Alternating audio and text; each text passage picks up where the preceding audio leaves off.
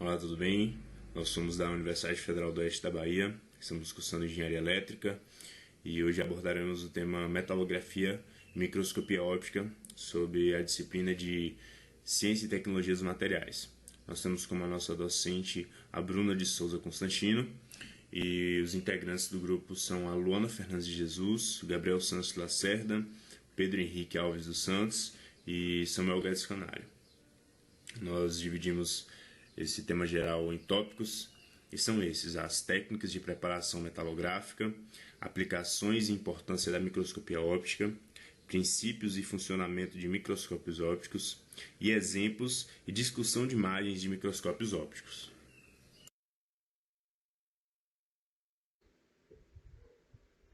Técnicas de preparação metalográfica. O ensaio metalográfico em si é considerado um ensaio destrutivo, pois apenas uma seção da peça é analisada. Em geral, essa seção é retirada por corte, levada para o embutimento para facilitar as etapas posteriores de lixamento e polimento. Tais processos necessitam de técnicas adequadas para a amostra estar perfeitamente pronta para análise microscópica.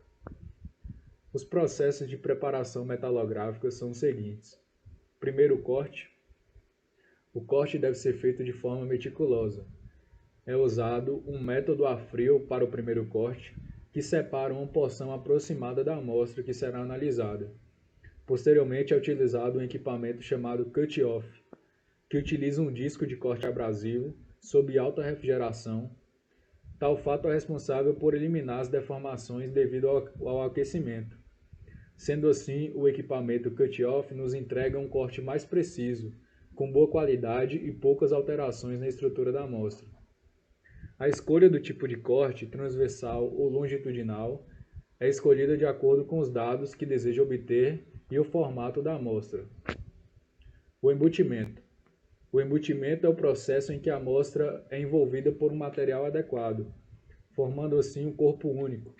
O embutimento tem por finalidade facilitar o manuseio das peças pequenas e é responsável por evitar danificações causadas pela lixa ou pelo pano de polimento, como também o abaulamento, que traz dificuldades ao observador. O lixamento é uma das partes mais demoradas do processo de preparação da amostra, pois deve ser cautelosamente preparada. Esse processo tem por objetivo eliminar imperfeições do material, como riscos e marcas profundas na superfície, preparando para o polimento. O polimento, basicamente, é feito um acabamento na superfície do material por meio de materiais abrasivos. E, por fim, o ataque químico. No ataque químico, tem-se por objetivo permitir a visualização dos contornos de grão e as diferentes fases da microestrutura. Um reagente ácido é adicionado em contato com a superfície da peça por certo tempo. O reagente causará uma corrosão da superfície. As escolhas dos reagentes são em função dos materiais e dos componentes da estrutura que desejam contrastar. Bom, as aplicações e importância da microscopia óptica. A microscopia na ciência foi fundamental na teoria celular. Ela foi considerada um marco na biologia que possibilitou o estudo de micro-organismos. Com a evolução da microscopia, os microscópios se tornaram mais eficientes e possibilitou assim o estudo de células, dando origem à ciência da microbiologia e da citologia. Na análise das amostras metalográficas, por microscopia, o sistema é utilizado para observação das microestruturas dos aços e ferros. Outro nome dado para essa análise é ensaio metalográfico. E através desse ensaio é possível entender o desempenho macroestrutural de determinados componentes. Por exemplo, a análise de tamanho de grão, que pode prever o tamanho da fratura do material, dúctil ou frágil. Nas aplicações, nós temos dados obtidos através dessas análises metalográficas, que podem ser o tamanho e região do crescimento dos grãos, a porosidade, segregações, exclusões na microestrutura, o processo de manufatura da peça, com a fundição, metalurgia do pó, soldagem, extrução, o forjamento e também tratamentos em que o material foi submetido, como têmpera, revenimento, esferoidização e outros.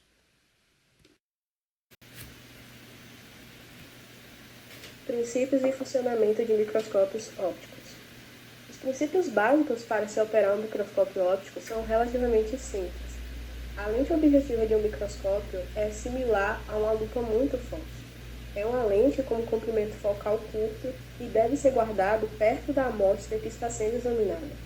Isso permite que a luz dessa amostra venha ter um foco ali de aproximadamente 160 milímetros dentro da câmara de ar desse microscópio, criando assim uma imagem ampliada e investida do assunto.